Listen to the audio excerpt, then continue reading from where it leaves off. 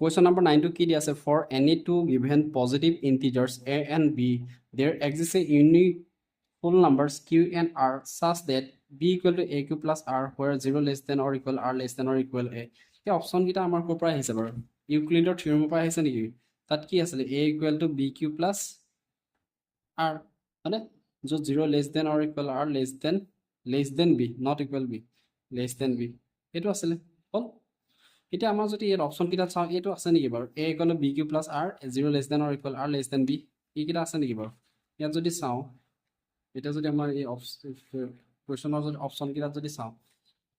b equal to aq plus r বুলি হে আছে আমাৰ কি লাগে a equal to bq plus r a equal to bq plus r আছে কিন্তু ইয়াৰ কন্ডিশনটো মিলা নাই দেখিছা নাই ইয়াৰ কিন্তু কন্ডিশনটো 0 less than or equal r less than or equal b আছে আমাক কি লাগে less than b হে লাগে এতিয়া এই দুইটাতে কি আছে less than or equal মানে এই দুটা অপশন নহয় এতিয়া এই দুটা অপশনৰ পৰা চাও a equal to bq plus r আছে কিন্তু where 0 less than or equal sign টো নাই ইয়াত দেখিছানে or equal sign টো নাই তেতিয়া আমাৰ অপশন কোনটো হ'ব b টো হে হ'ব নেকি ইয়াত চোৱা a ঠাইত b লিখিছে a ঠাইত আমাৰ কি লিখিছে b লিখিছে আকৌ b ঠাইত a লিখিছে সেইকাৰণে লাষ্টৰ এটো য'ত b হ'ব তাত লাষ্টৰ এটো য'ত b আছে এই b ঠাইত আমি কি লিখিম a হে লিখিম মানে অপশন কোনটো হ'ব b is correct b equal to aq plus r where 0 less than or equal r less than a that's our correct answer বুজি পাইছো নে students তোমালোকৰ 10 নম্বৰ কোৱেশ্চনটো কি দি আছে LCM and HCF of two numbers a and b are p and q respectively তোমালোকৰ কোৱেশ্চনটোত কি ক'লে LCM of a b সংখ্যা দুটা কি দি আছে নাম্বাৰ দুটা কি দি আছে a আৰু b ইহঁতৰ a আৰু b LCM কিমান কৈছে p বুলি কৈছে আৰু HCF of two numbers a and b তাৰ HCF ৰ কি হ'ব HCF কিমান হ'ব বলে q হ'ব বুলি কৈছে q respectively okay আমি ফৰ্মুলা এটা গম পাও নেকি যে LCM of AB মানে নাম্বাৰ দুটা into HCF of AB equal to কি লিখিব পাৰো P into Q বুলি লিখিব পাৰো নেকি বাৰু ফৰ্মুলা এটা আছিল not P into Q সংখ্যা দুটাৰ পূৰণফল মানে product of these two numbers সংখ্যা দুটা কি নাম্বাৰ দুটা কি A আৰু B হল আমাৰ এতিয়া LCM কিমান দিছে LCM P দিয়া আছে নেকি বাৰু আৰু HCF Q দিয়া আছে A into B এতিয়া আমি অপশনত a কিটা বিচাৰিম p into q equal to a into b কত দিয়া আছে p into q a into b option b is correct answer question number 11 the largest positive integer that will divide 5 10 and 15 leaving remainders 1 2 and 3 question to 11 অসমীয়াত কি বুলি লিখা আছে আটাইতকৈ ডাঙৰ ধনাত্মক অখণ্ড সংখ্যা যি 5 10 আৰু 15 ক হৰণ কৰিলে ভাগশেষ ক্ৰমান্বয়ে 1 2 আৰু 3 থাকে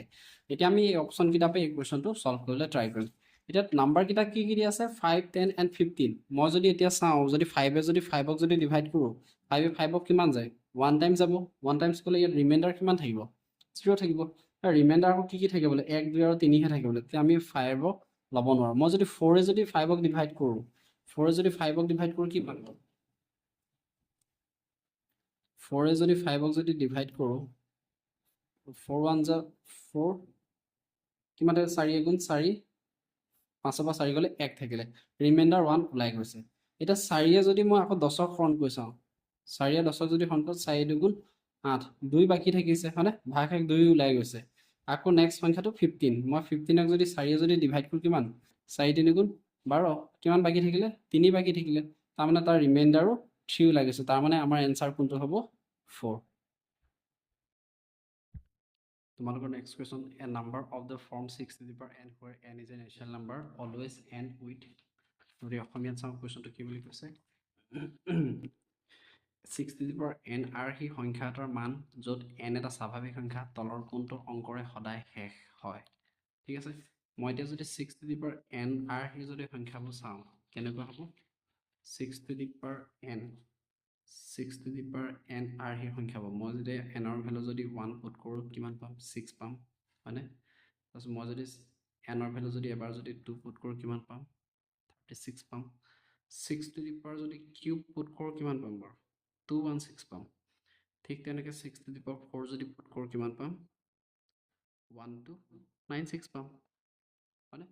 ঠিক তেনেকৈ এতিয়া মই চাই আছো যে প্ৰত্যেকটো সংখ্যাৰ শেষত কিমান অংক আছে কিমান কি ডিজিট আছে এই সংখ্যাটো 6 মানে আমাৰ অপচনটো কিমান হ'ব তেতিয়া 6 হ'ব 13 নম্বৰ কুৱেশ্যনটো হৈছে which of the following is not a terminating decimal যদি আপুনি মিডিয়ামত চাওঁ কুৱেশ্যনটো কি কৈছে তলৰ কোনটো দশমিক বিস্তৃতি পৰিসমাপ্ত নহয় যিবোৰ পৰিসমাপ্ত নহয় সেইবোৰ আৰ্হি কেনেকুৱা হয় সেইটো চাবলৈ মই এবাৰ তোমালোকক এই থিয়ৰিমটো এবাৰ দেখাব লাগিব থিয়ৰিম 1.7 তাত কি বুলি ক'লে ধৰা x = p/q এটা পৰিমেয় সংখ্যা য'ত q মৌলিক উৎপাদকীকৰণ 2n into 5m আৰ্হি নহয় মানে এই যিটো ষ্ট্ৰাকচাৰত আছে ইয়াৰ যিটো q আছে এই qটো আমি যদি প্ৰাইম ফেক্টৰাইজেশ্যন কৰোঁ বা মৌলিক উৎপাদকীকৰণ কৰোঁ তেতিয়া a to the power n into 5 to the power m আৰ্হি হ'ব নালাগিব তেতিয়া ই নন টাৰ্মিনেটিং বা অপৰিসমাপ্ত হ'ব ঠিক আছে মই সেইকাৰণে কি কৰিলোঁ এইকেইটা এফালৰ পৰা চাই গ'লোঁ এতিয়া এই যিটো সংখ্যা আছে এই সংখ্যাটোক মই এনেকৈ ভাঙিব পাৰোঁ নেকি বাৰু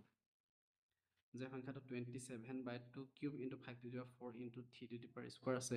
ইকুৱেল টু মই 27ক মই 3 কিউব বুলি লিখিব পাৰোঁ নেকি বাৰু 3 কিউব বুলি লিখিব পাৰোঁ তেতিয়া তলত কি আছে 3 স্কয়াৰ আছে 3 স্কয়াৰ 3 কিউবক গুচি যাব ওপৰত কি থাকিব 3 থাকিব তলত 2 কিউব 5 to the power 4 এটা তলৰ যিটো এটো মানে p/q ষ্ট্ৰাকচাৰত এই q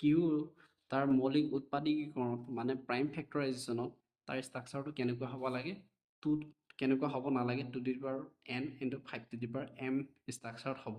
নালাগে কিন্তু ইয়াত চালো এটো ষ্ট্ৰাকচাৰতে আছে তাৰ মানে ইটস এ টাৰ্মিনেটিং বা অসমীয়াত পৰিসমাপ্ত মানে এনেকৈ চালো ঠিক আছে নেক্সট অপশ্যনটো ঠিক তেনেকৈ চালো নেক্সট অপশ্যনটো কি দি আছে 15/1600 মই মৌলিক উৎপাদকীকৰণ বা প্ৰাইম ফেক্টৰাইজেশ্যনত যেতিয়া ভাঙিলোঁ তাক তেনেকৈ পালোঁ 1600 ভাঙিলত এনেকৈ আহিলে তাৰ কি ভেলু পালোঁ 2 to the power 6 into 5 to the power 2 ইও সেইটো ষ্ট্ৰাকচাৰতে আহিছে নেকি বাৰু 2 to the power n into 5 to the power m ষ্ট্ৰাকচাৰতে আহিছে নেকি বাৰু যদি আহিছে ই তেতিয়া টাৰ্মিনেটিং হ'ব কি হ'ব তেতিয়া টাৰ্মিনেটিং হ'ব বা অসমীয়াত পৰিসমাপ্ত হ'ব ঠিক তেনেকৈ আকৌ নেক্সট কুৱেশ্যনটো চালোঁ 73/2 স্কয়াৰ into 3 কিউব into 5 আছে তাক যদি মই যদি চাওঁ এতিয়া 73/2 স্কয়াৰ into 3 কিউব into 5 এতিয়া ইয়াক মই কাট কুট কৰিবলগীয়া ইয়াত নাম্বাৰ নাই এতিয়া তলৰ এই নাম্বাৰটো ঠিকেই আছিলে ইয়ালৈকে ঠিকেই আছিলে 2 to the power m n আৰু 5 to the power m আৰ্হিটো ঠিকেই আছিলে কিন্তু 3 কিউব আছে ইয়াকতো আমি আঁতৰাব নোৱাৰোঁ এতিয়া সেইকাৰণে যিহেতু এই তলৰ কিউ সংখ্যাটো p/q সংখ্যাটো 5 to the power n আৰু 5 to the power m আৰ্হিৰ নহয় গতিকে এই সংখ্যাটো কি হ'ব অপৰিসমাপ্ত হ'ব তাৰমানে আমাৰ অপশ্যন কোনটো কাৰেক্ট হ'ব চি নম্বৰটো অপশ্যন আমাৰ কাৰেক্ট হ'ব 14 নম্বৰ কুৱেশ্যনটো হৈছে statement A n is a natural number greater than 1 then ACF of n square minus 1 n plus 1 equal to n plus 1 বোলে আৰু কি কৈছে ৰিজনটো কি দিছে we know that n square minus 1 is divisible by n plus 1 আমি কি চাব লাগে এই ষ্টেটমেণ্ট কিটা কাৰেক্ট হয় নে নহয় আমি চেক কৰিব লাগে ষ্টেটমেণ্টটো আৰু ৰিজনটো কাৰেক্ট হয় নে নহয় চাওঁচোন এতিয়া ষ্টেটমেণ্টটোত কি বুলি দিয়া আছিলে যে ACF of n square minus 1 n plus 1 equal to কিমান বুলি কৈছে n plus 1 n square minus 1 আৰু n plus 1 যদি আমি ACF উলিয়াওঁ বা অসমীয়াত যদি গসাউ উলিয়ালে কি হয় বুলি কৈছে n plus 1 ওলাই আৰু n square minus 1ক এই n plus 1 বোলে ডিভাইড যায় বুলি কৈছে এতিয়া মই যদি এক্সাম্পল এটা লৈছোঁ দুটা সংখ্যা লৈছোঁ এটা 6 লৈছোঁ আৰু এটা 2 এতিয়া মৌলিক উৎপাদকীকৰণ যদি 6 কৰোঁ বা প্ৰাইম ফেক্টৰাইজেশ্যন যদি কৰোঁ 2 into 3 হ'ব 2ক যদি কৰোঁ 2 into 1 ঠিক আছে তেতিয়া ইহঁতৰ ACF কিমান ওলাব ACF 6,2 কিমান ওলাব 2 ওলাব নেকি বাৰু 2 ওলাইছে ধৰিছোঁ হ'ল হ'ব ACF of 6,2 কিমান ওলাইছে 2 ওলাইছে এতিয়া মই এনেকৈ ক'ব পাৰিম নেকি 6 divisible by 2 বুলি ক'ব পাৰিম নেকি বাৰু পাৰিম কাৰণ ডিভাইড কৰিলে কিমান ওলাব 3 ওলাব তাৰমানে আমাৰ এইটো ফাৰ্ষ্ট ষ্টেটমেণ্টটো কাৰেক্ট এণ্ড দ্য ৰিজনটো কি হ'ব correct A and both are true and R is correct explanation for A ঠিক আছে অপশ্যন আমাৰ কোনটো হ'ব তেতিয়া A হ'ব তোমালোকৰ 15 নম্বৰ কুৱেশ্যনটো হৈছে the shape of the graph of the quadratic polynomial bx equal to bx square plus x plus c is of the form of up and downward if up and downward হলে কি হ'ব তোমালোকক মই এটা কথা জনাই থওঁ the shape of the graph of the quadratic polynomial px equal to ax square plus bx plus c is a parabola if a greater than 0 হয় তেতিয়া কি হয় then parabola open upward তেতিয়া তাৰ ষ্ট্ৰাকচাৰটো গ্ৰাফডালৰ ষ্ট্ৰাকচাৰ এনেকুৱা হ'ব ঠিক আছে if a less than 0 then parabola opens downward তেওঁৰ ষ্ট্ৰাকচাৰ কেনেকুৱা হয় এনেকুৱা হয় যদি a এৰ ভ্যালুটো 0 তকৈ লেছ হয় যদি a এৰ ভ্যালু যদি 0 তকৈ যদি গ্ৰেটাৰ হয় তেতিয়া এৰ ষ্ট্ৰাকচাৰ এনেকুৱা হ'ব open upwards হ'ব যদি less than 0 হয় তেতিয়া open downwards হয় এটা আমাৰ কোৱেশ্চনটোত কি বুলি দিয়া আছে কোৱেশ্চনটোত দিয়া পলিনমিয়ালটো কি বুলি আছে px equal to কি দিয়া আছে bx স্কয়াৰ